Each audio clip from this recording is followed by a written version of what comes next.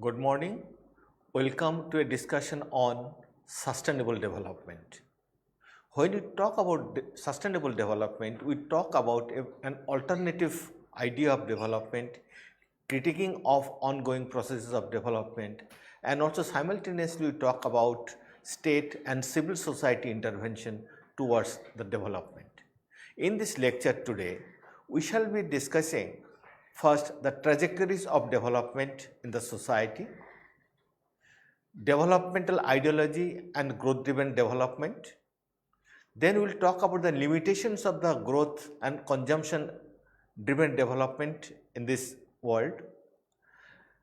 We will go further to delineate the patterns of unequal consumption, energy consumption and contribution to carbon emission and environmental degradation that is set in motion by growth driven development. At the end, we will be talking about the global concern for environmental sustainability, alternative perspective, that is sustainable perspective on development. In doing so, let us talk a little bit about the changing trajectory of development in society. As a student of sociology, you would be involved in the understanding that human society has made a lot of progress through varieties of transition, from savagery to barbarism, barbarism to civilization, from primitive to modern, from agrarian to industrial, from ancient to feudal, feudal to capitalism. Then we talk about the pre-industrial to industrial. Now what we talk about, it onward march towards a knowledge-driven society. Since 18th century onward, modernization and industrialization was considered to be the panacea of all social ills. The social ills of poverty, unemployment, backwardness, and also at times illiteracy, these are considered to be the social ills, and that can be taken care of by introducing the economy towards the process of modernization and industrialization. The process of modernization and industrialization was to be engineered by a developmental path that was founded on economic growth. And economic growth was considered synonymous to gross domestic product, and gross domestic product can be enhanced through production of goods and services and consumption of the goods and services. It is through the production cycle, it is through the production that it expands the market and it creates the demand in the society. When there is more demand, there is more supply and more selling of the commodities and more consumption, and out of the more consumption there is more and more profit, and that is widely expanded, used for the expansion of the market and the production system. In that way, economic growth contributed towards the process of economic development in the society. This perspective are widely taken into consideration in terms of an understanding of what we call an understanding of economic determinism. That economic determinism was linked, as I told, that is, it's linked to productivity, linked to expansion of the market of the economy, linked to industrial growth and profit, and this ultimately linked to the consumption of all varieties of the goods, both what we call conspicuous consumption, what we call consumption without the boundary, what we call consumption in terms of the immediate need, also in terms of the by consuming the requirement of the future needs of the society. Now, in the process of this consumption, in the consumption-driven development, we found enormous contradiction and tension took place in this world that is linked to the ideology, power and development. That is, whatsoever it was to be developed, it was developed in terms of certain ideology. The first ideology was widely contributed to what we call the capitalist world. The capitalist world, it was founded on the private ownership of the means of production, industrialization for the economic growth. Then we found this is widely spearheaded by the Western Europe and also the North American countries. Then we found another socialist world. Socialist world also emphasized on this socialist mode of development, socialist form of development rather, talked about centralized planning, abolition of private property and distributive justice. It also founded on the whole ideal of growth driven development. Then we find another world that is neither the part of the capitalist world nor the socialist world. They accepted both modes of this development, both patterns of development, worlds of development. That is the third world of development. It accepted the mixed economy. Some parts of the capitalist world, private ownership, some parts of the socialist world in terms of centralized planning. So it's also talked about the distributive justice and also people's development. So what we find, all these three worlds of development, that is talked about capitalist world, socialist world and the third world, it was widely linked to what we call the growth driven development, that is linked to the linked to the more and more production linked to the use of more and more energy consumption on this earth.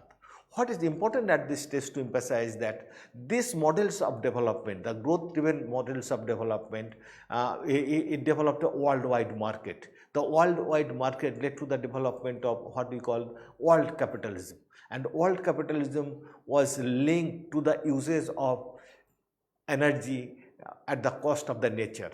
It also simultaneously expanded for the new market. It went to the world of colonizing the new market and went for colonization of the world, and ultimately there was also a counter movement that became decolonized. So what we find linkages in the production process in terms of growth driven development in the three world and alternative world, and that was founded on the consumption of more and more energy. Now this developmental path, growth driven developmental path, has thrown varieties of the challenges on this earth. The first challenge came in the form a contradiction between the developmental culture and the nature. The developmental culture, it talks about, as I told, that is development based on enriching the economic benefit, enriching the economic parameters of the society. And in the process of this developmental journey, there is a lot of contradiction with the nature, because this developmental culture use the raw material, you use the other kind of energies which are required, and ultimately brought lot of distraction to the nature. So contradiction came between the developmental culture and the nature. When we talk about the culture, we not only talk about the music, art, we also talk about the science, the technology. So new science, new technology, new market become part of this developmental culture. Ultimately it's brought lot of contradiction with the nature. Second challenge came the increasing assault on the natural resources and the depleting bases of natural resources. So whatsoever our natural resources, the land, the forest, the water, the earth, it encountered the host of challenges with the interpenetration of this developmental journey, of this growth driven developmental journey. Then it also brought to this world, is brought to the notice of the world that there is limitation of the nature itself, because the limitation of the nature, it contributed to the a lot of distraction, as I told earlier, and its limitation also in terms of its process of regeneration. It was widely thought of that whatsoever the natural resources are consumed, whether it is consuming the forest, we are consuming the water, we are consuming the soil, changing the nature of the soil, but this nature is also having a kind of limitation. Ultimately, it leads to degeneration of varieties of the natural resources. Ultimately, it contributes to the varieties of the ecological imbalances. Ecological imbalances in the terms of widely talked about thinnings of the ozone layer, the drying of the rivers, the drying of the water bodies, and first melting of the snow, and then the climate change which is taking place across the globe. And those climate change are reflected in the form of untimely rain, then heavy snowfall at time, the droughts in many of the places. So what we find, this development has been accompanied by a large scale displacement of varieties of the indigenous people from their own habitat. When there is a dam, the big industries, railway tracks, it is widely noticed that the local people widely displaced out of this intervention of these developmental initiatives. It has also brought in varieties of pollution and natural disaster, flood and drought on this earth. It has also widely contributed to what we had looked into the pandemic. Recently, we were talking about the COVID-19, the widely known the corona pandemic. It is yet not clear whether it is a man-made or it's a natural. So, the pandemic has created another kind of problem in this society. Notwithstanding this kind of pandemic, there is also another kind of disaster, mass killing of people, as we have seen in case of the Bhopal tragedy or Chernobyl in Russia, etc. places. So, what it is looked into that all the developmental path, maybe the atomic energy, maybe it is a new kind of chemical production, these are required for the developmental initiative, but this has also brought varieties of catastrophes on this earth. Now, what we find that is economic growth, it has not been equal. Those who are socially vulnerable, they have been widely impacted and their vulnerability has been used.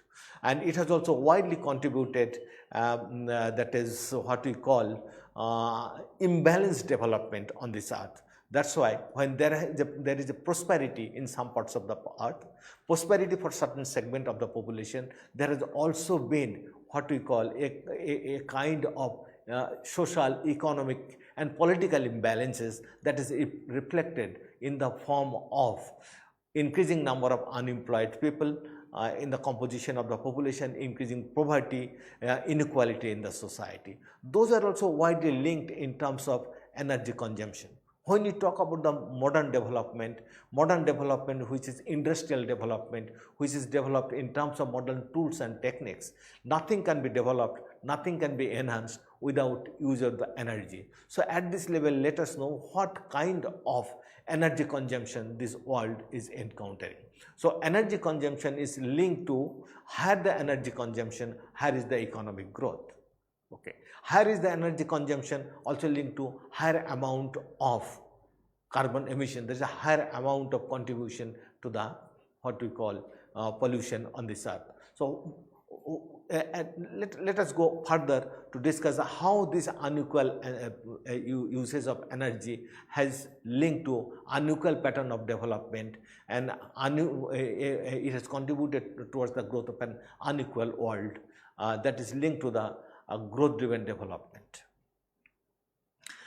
Energy consumption, when we talk about, that is also linked to energy inequality, that is production and consumption of energy, especially the biogas, the mineral and the fossil fuel. These are linked to the development, pollution and climate change. It is widely, this energy consumption, it is widely recognized that it contributes more than 60%. Its contribution is more than 60% to the greenhouse gases on this world. So, it has also created an unequal world because the energy consumption has not been equal. It has created an unequal world, unequal north and the south, the rich and the poor. So, energy overconsumption is linked to the affluence. Those who are the affluence section of the society, affluence part of the globe, they have consumed a higher amount of energy. Just the opposite, lower energy consumption is linked to the energy poverty, marginality and deprivation in the society. So, energy is linked to the development. So, higher usage of energy linked to the development, low usage of energy linked to the underdevelopment. But underdevelopment also linked to the environmental sustainability in one way or the other. So, the changing energy use pattern among the poor in the world, what we find that is the changing energy consumption which is taking place in the contemporary world, that has also widely affected the relationship between the rich and the poor, rich nation and the poor nations in the country. Now, at this stage, let us make just a quick comparative analysis of the energy use, CO2 emission, poverty in the selected countries in the world. So, when we talk about the development, growth driven development, some of the countries usually come to our mind, that is US, Australia, Japan. Those are the countries, they are widely benefited with this growth driven developmental perspective. Now, if we look into that is per capita energy consumption in USA, if we look into it is in 2016, it was 7,050.6 per capita kilowatt energy consumption. And per capita GDP, if we look into that is per capita GDP of US, it was $43,004.6 per person per annum. It's a huge kind of energy consumption. It is linked to huge kind of GDP, per capita GDP in that country, 43,000 plus GDP per person in America. Then what is the share?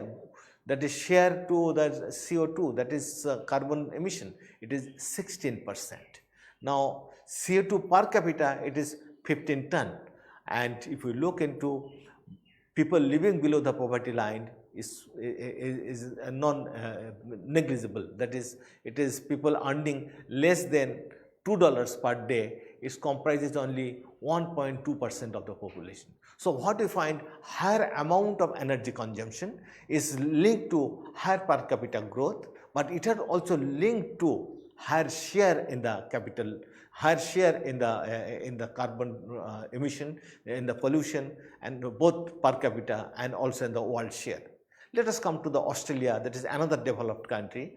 They also consume a higher amount of energy, that is 5,970.9, that is per capita energy consumption.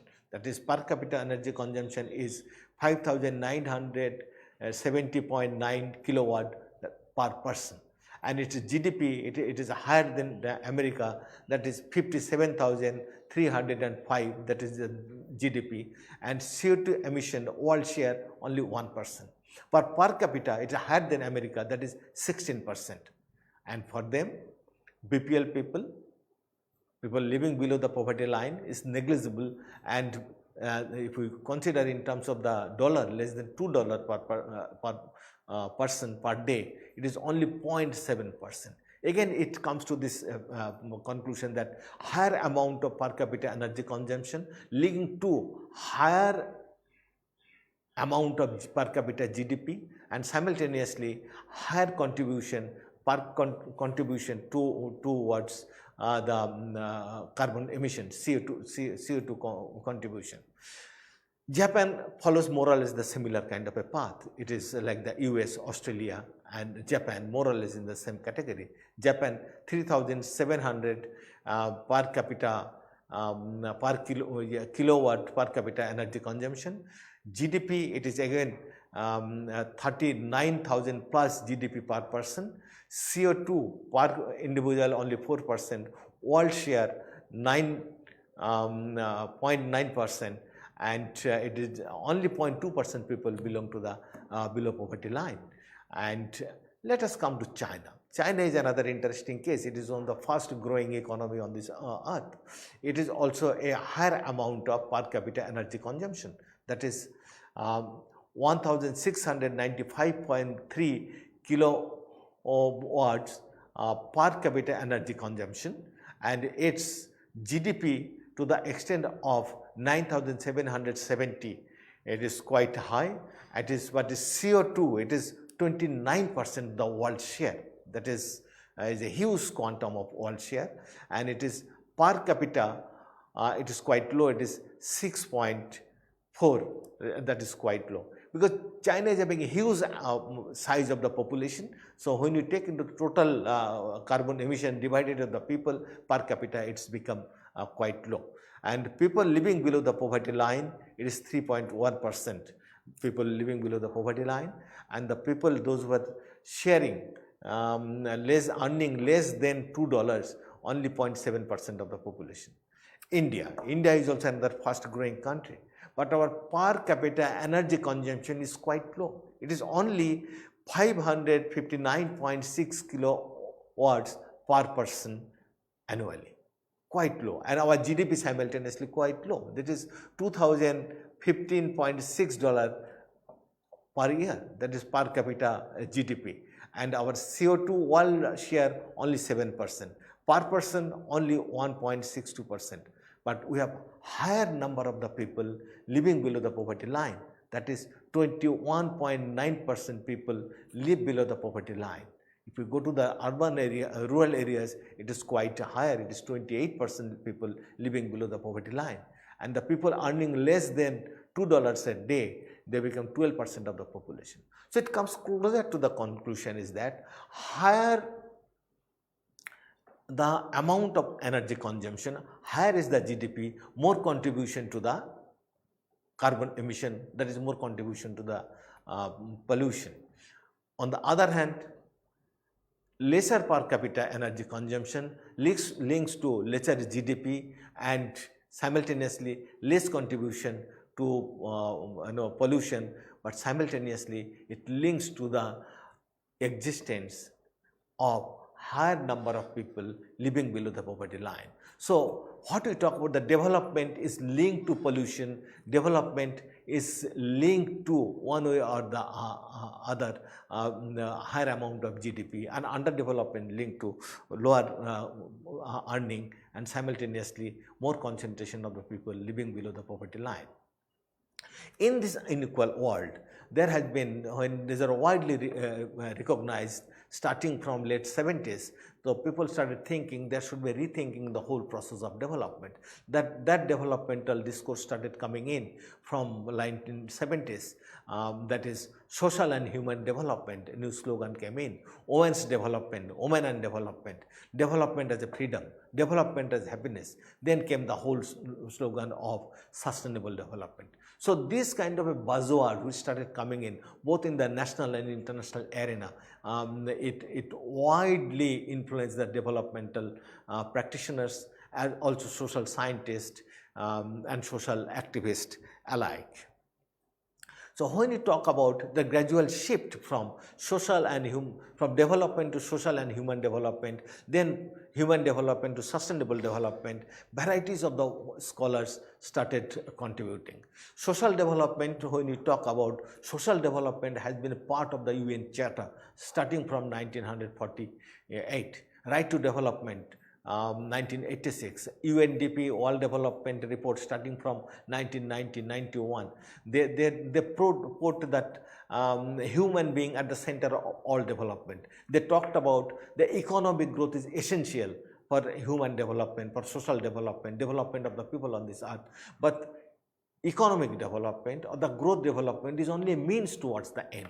It is not an end in itself. So what happened simultaneously, as they realized the huge kind of a distraction the growth driven development has brought in on this earth.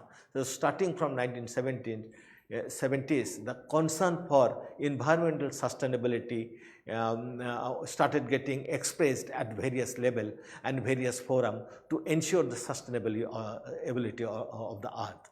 The Human Development Report widely expressed its concern in 1990s. It became quite vocal and is asserted that the whole growth driven development, economic growth driven development, industrialization driven development, modernization driven development, it has brought a kind of a jobless development, voiceless development and futureless development on this earth.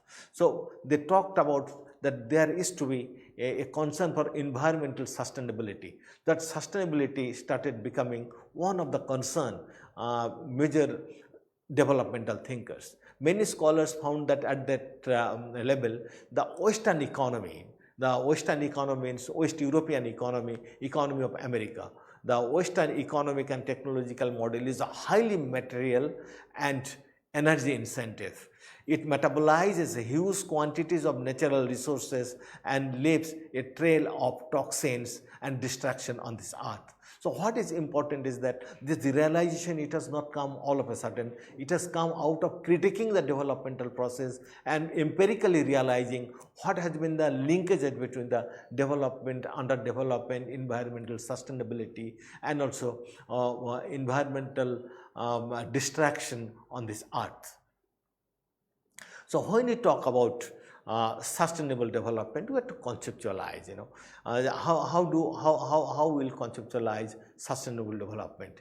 That is, it is widely talked about by scholars like Irendo and Woodgate, what they talked about, the modern industrial form of production induced increasingly severe degrees of social inequality and growing environmental instability and degradation, which together have brought recently been conceptualized as crisis of modernity. When you talk about modernity, modernity started coming in from the mid 18th century. People started talking of in terms of new kind of morality, new kind of reasoning on this earth, and everything will be critically looked into. The equality, fraternity, justice and citizenship rights will be asserted, and that assertion will be widely promoted by interpenetration of economic development, growth-driven development, industrialization. It was widely thought of, but that has brought a distraction on this earth in its onward march through giving a lot of emphasis on the machines, money and growth-driven development. It also recognizes that the Western developmental model in its most triumphant movement appears to be neither desirable nor universally applicable because it is simply not sustainable. So Western development, as we told, it has brought a crisis. It is described as the crisis of modernity. It's also simultaneously, it has been destructive and undesirable. It has proved to be unsustainable in this earth. So at this level, if that is a critiquing of this Western model of development, what are the alternative models of development? How you look into it? This widely we can look into our common future, that is the UN document widely conceptualizes. It is widely used. Sustainable development is the development that meets the need of the present generation without compromising ability of the need and ability of the future generation to meet their future need. So what essentially it is talking about, sustainable development will meet the need of the present generation without compromising the need of the future generation. So you were to live, also you were to let the other generation live. So if you were to let the other generation live, you are to live the environment, the nature, the mother earth, is water, is forest, its soil, its air, to remain intact, to remain not being mass polluted. So what is important, that an amount of sustainability is talking about in terms of sufficing the present need, simultaneously preserving the resources for the generation, those who are going to come in this earth in future. It contains within two key concepts, that is what is talking about concept of need of the particular essential generation, and also it is talking about the limitation imposed by the state of technology, social organization on the environmental stability to meet the present and the future need. So there are two important parts, that you have to meet the need. Need is when people is coming on this earth, they must be having the need of food, the shelter, the cloth, other kind of aspirational need. So, those are to be simultaneously, those can't be satisfied with the help of the modern technology only and modern organization. So we will have to think something alternative. And what are those alternatives? How it can be thought of, and what are those concerns? So at this level, let us examine some of the global and international concern for sustainable development. There are several conferences, seminars, international commission and committees, both by UNO and other civil society bodies. They have given varieties of the suggestions. This is widely debated across the world with the same notion of make the world sustainable and let there be sustainable development. So there has been a big concern about the development versus environment. It is widely thought of, as we talked about earlier. Development has been considered as antithesis to environment and antithesis to culture. But development and culture, development also part of a culture. If it is to be part of culture, what are the concerns? How those are to be integrated? So the famous Stockholm Conference 1972, the major concern it expressed, that is the modern industrial societies realize that there is only one world. That is quite It is the modern world, but everybody is to be modernized. Everybody should have the path of Western way of life. When we talk about the modernization, we talk about a process, a kind of an epitome or a reference point, a kind of sophistication and technological advancement that has taken place in the Western Europe and North America in the 18th century and thereafter, and followed by rest of the countries thereafter.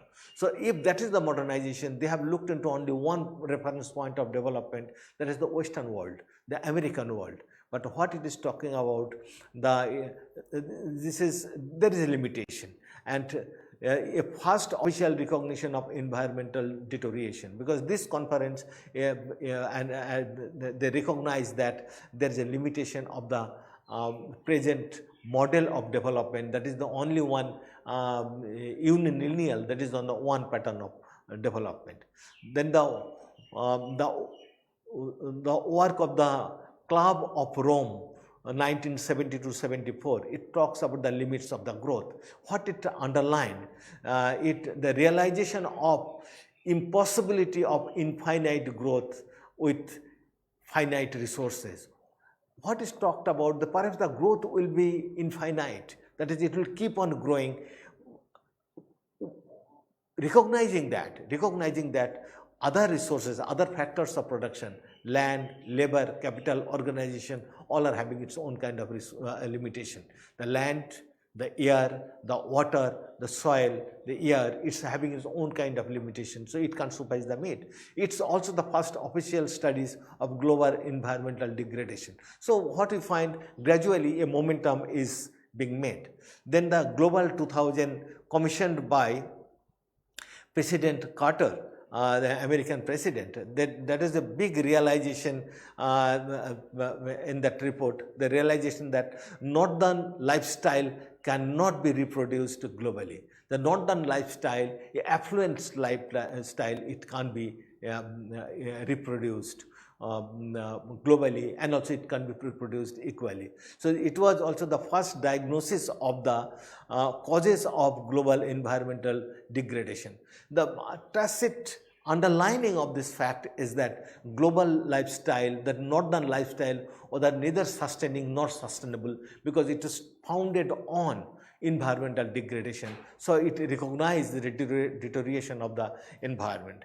Then the World Conservation Strategy, it's also published in 2002. It talked about the nature conservation can be achieved regardless of the world diversity. So it talked about there is a possibility of regeneration of this earth, and that can be done collectively. Then we find varieties of the other kind of global level discussion and concern were expressed, that is World Commission on Environment and Development, that is our common future, is widely quoted. The first official definition of the concept of sustainable development, as I told earlier, it is widely given. It is the first suggestion of an international strategy for confronting the crisis of modernity, because it is the modernity that brought a new kind of a culture of development, and that culture of development, now it is being questioned. So what are the alternatives? Then also we find the carrying the earth, another perspective. Then United Nations Conference on Environment and Development and the Earth Summit, that is the Earth Charter was prepared. The Agenda 21, we talk about a code of a human conduct of the 21st century. It was widely delineated. So what we find, the global concern on the growth-driven development, global critiquing on the growth-driven development became quite explicit gradually. Now the sustainable development goal that is talked about, that is, what is a sustainable development we are talking about? Sustainable development, we are talking about meeting the need of the present generation without compromising with the need of the future generation. So those goals are to be met in some of the specific 17 areas. It will eliminate the poverty. It will eliminate the poverty, that is, nobody should live below the poverty line. Nobody should live without hunger. So no poverty, no hunger. So development would be sustainable. No development can be sustainable when the huge quantum of the people live below the poverty line and live in this earth with hunger. You may be knowing that, as you told earlier, 22% of Indian people live below the poverty line, and 19% of Indian people go to the bed without having sufficient food on the stomach. So we are having hunger index and poverty index on this earth. Those are to be eliminated with the whole perspective of sustainable development. Then there is a need of good health and well-being. Good health, that everybody should have not only longevity of life, it should have least quantum of illness on this earth. Also should have a kind of a illness, well-being, social well-being, mental well-being. Social well-being means a sense of fellow feeling for the others, and also mental well-being, a kind of a sense of enjoyment of the life, engaging with the life. It should also talk about the quality of education, that is, everybody should get access over a quality education that will promote the process of their mobility in the society. That educational quality is also linked to the linkage between environment and culture. So it will not be simply a kind of an educational perspective that will be leading to growth-driven development, but it will have amount of sensitivity towards the nature and towards the culture. It will ensure the gender equality in the society. It will talk about everybody getting access to clean water and sanitation facilities. Energy and clean energy, this is another requirement on this earth. So everybody should get the clean energy. Similarly, it documents that the decent work and the economic growth, everybody should be the beneficiaries of decent work. That is not that a huge, still now in India, 48% of the people are engaged in agriculture and their working conditions are pathetic. Dirty hands, muddy legs, all through the work, and those they can be brought in to a more productive work, and agricultural work can be more mechanized, so that there is more human value attached to agricultural production, and that leads to economic growth. So there should be more and more interlinkage between innovation and industry. There should be reducing inequality. When we talk about the reducing inequality and a sustainable growth, we talk about income, not that income parity, rather let everybody get a decent working environment, and within this decent working environment, people will be, that income inequality will be reduced, and everybody will have that possibilities of choice and mobility in the society. And we should have sustainable cities. That is, cities are not to be decided only in terms of concentration of certain number of population and with non-agricultural activities. It should have a kind of sustainable cities with more and more urban amenities, more facilities of education, health, and other kind of occupational, professional, and aspirational requirement. It's also talked about the reasonable consumption. Consumption, once growing, the consumption should not be ruthless. Consumption should not be without concern. So it should be a consumption with a concern, so that concern is reflected in terms of environmental sustainability. So we are having more and more car on the road. Many a time, cars are the symbols of one's status in the society, but cars should be used only as a part of minimum requirement, as a reasonable, so that emission of pollution, emission of CO2 is become a least on the earth. So what we call simultaneously, there should be climate action both at the local and the global level, and also simultaneously there should be life below the water, that is the sea life, underwater life, that should be taken care of, life on land, that is the forest, the animal population to be taken care of. Then the peace, justice for the world is to be looked into. Then we talked about in terms of protection of this earth from all kind of ailment, that is to be taken care of. So again, further, UN also widely talked about the UN 2030 Agenda for Sustainable Development. It's specifically focusing, keeping that 17 agenda in action, people at the center of all kind of development. It is not the market, it is not industry, it is not agriculture. What is important? You have to bring people at the center of all development. Whatsoever the economic growth, whatsoever the modernization, modernity, globalization, everything to be centered to promote the people's association with the nature, people's well-being, people's own sense of realization, own sense of gratification, being a human being. That should be brought in the center of all developmental perspective. And when those developmental perspective becoming people centric, it should also take care of the planet.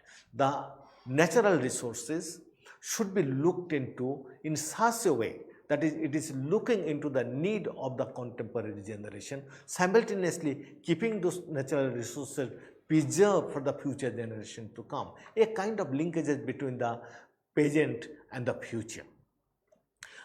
And when we are talking about the present and future, it is linked to the not only the people, also in terms of the well-being of the planet with its all natural resources. Then we are talking of the prosperity. The global agenda prosperity, it is talking about you have to bring everybody above the poverty line, and everybody should get the sense of prosperity in terms of education, employment, mental and social being, so that it comes to the third point, a kind of a peace across the globe. That is, people are contributing in terms of one's need, contributing in terms of one's capacity and taking in terms of one's need. So what a kind of a peaceful society that is people centric, planet concerned, prosperity oriented and peace driven, and simultaneously it is developing a kind of a partnership. There can't be people centric development and preservation of the earth, prosperity and peace in the society without partnership. So there will be more and more partnership from community to community, from society to society, from state to state, from nation to nation and across the globe. So the linkages of partnership should grow across the globe, and that should be people driven. So here are the agenda of sustainable development of 2030 as given by IGNOU. Now, what is the need at this level when you are talking about the sustainable development need of 2030? So there is enormous need, that is reinventing the linkage between the nature, culture and human being. The major destruction of this earth and CO2 emission, other kind of pollution, it has come in this society when the human beings started thinking that they are not part of the nature, they are human, others are part of nature. Human beings are also part of a nature. Human beings, besides being part of a nature, they are also part of a culture. Culture is a construction that is constructed based on certain historicity, taking the resources, present resources into consideration. This simultaneously transmits to the next generation. So a human being stands in between the nature and the culture. So human being is to take care of, develop that linkage between the nature and culture, being sensitive to the nature and being sensitive whatsoever they have inherited, what are the responsibilities in the future. So human beings are to reposition themselves in terms of cultural requirement of the society and sensitivity to the nature. Second, it is to look into the forgotten reality of the modernity, that is the forgotten reality of the modernity is that when we think, many times we think, look into the newspaper, that is modernization and industrialization has brought varieties of the challenges on this earth. But that is not realized. It is said. What is important is that is to be realized, that the modernity has brought. What is the modernity? Modernity is not a curse on this earth.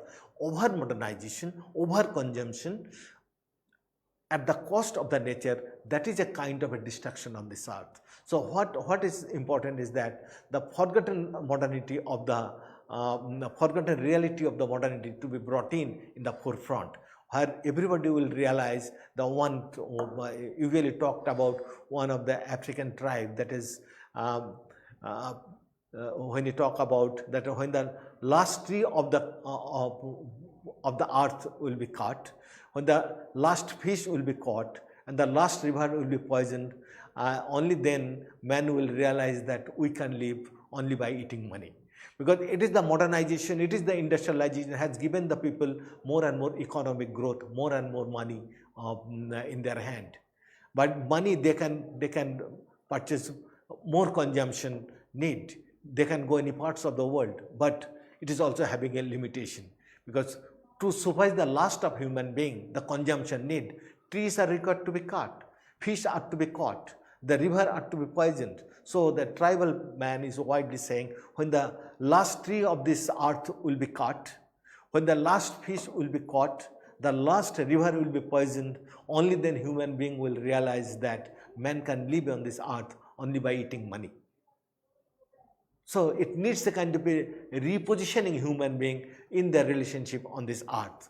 It's also linked to what Mahatma Gandhi gave a wide dictum that is talked about. The Mother Earth is having everything to give a human being. Mother Earth is having the capacity to give everything to human being, but what makes the difference between the need and the greed?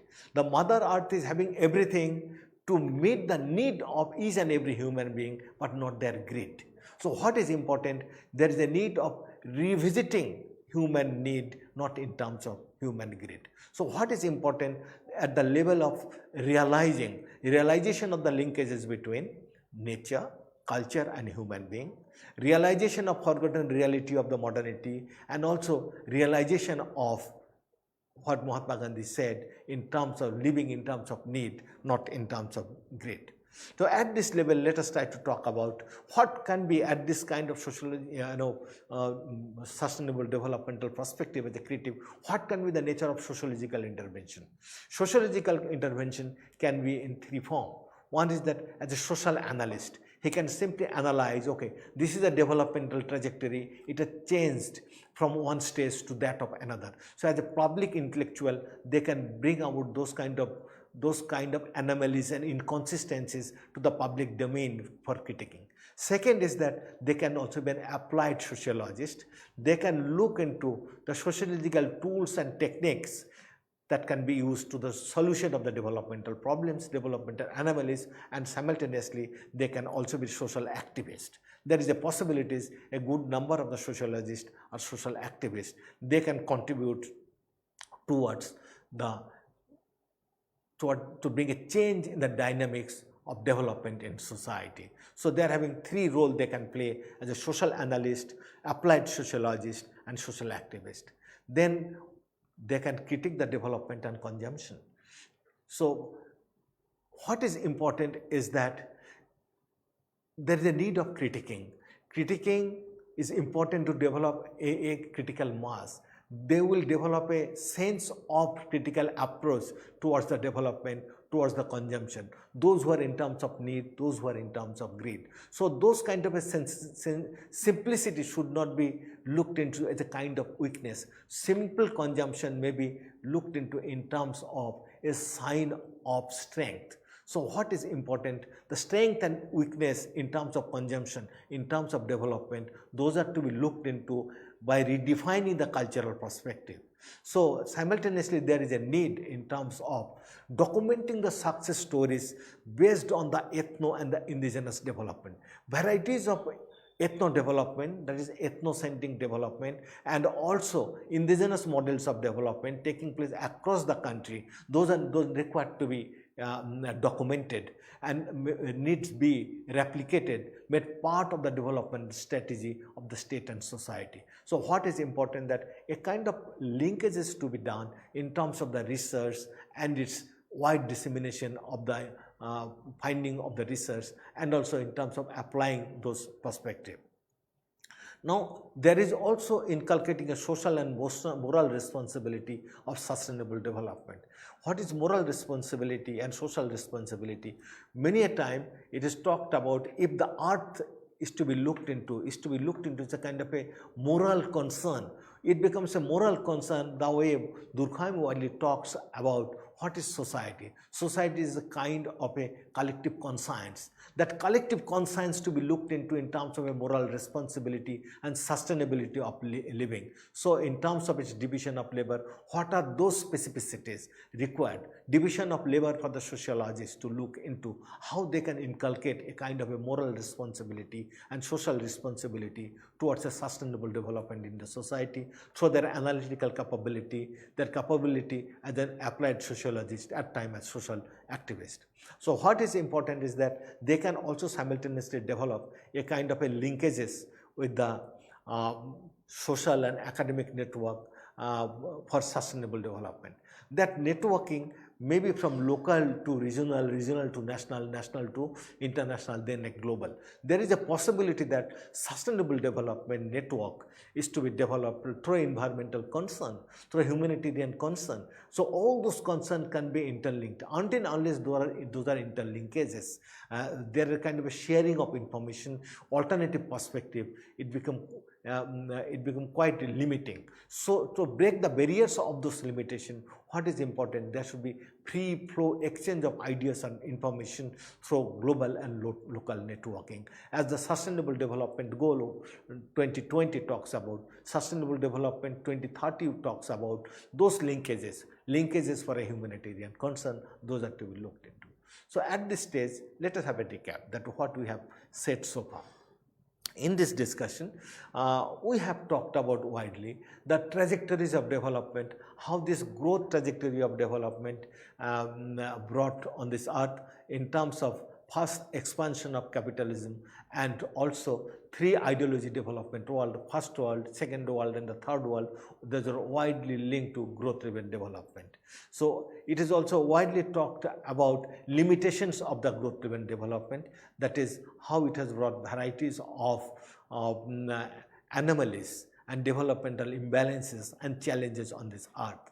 Then development, the growth driven development is linked to energy consumption. Energy consumption widely linked to economic growth, that's also linked to unequal and imbalanced growth on this earth we have talked about. Lastly, we have talked about the global concern for environmental sustainability and sustainable development. Then lastly, we have talked about what could be nature of sociological intervention on this earth, that we have talked about.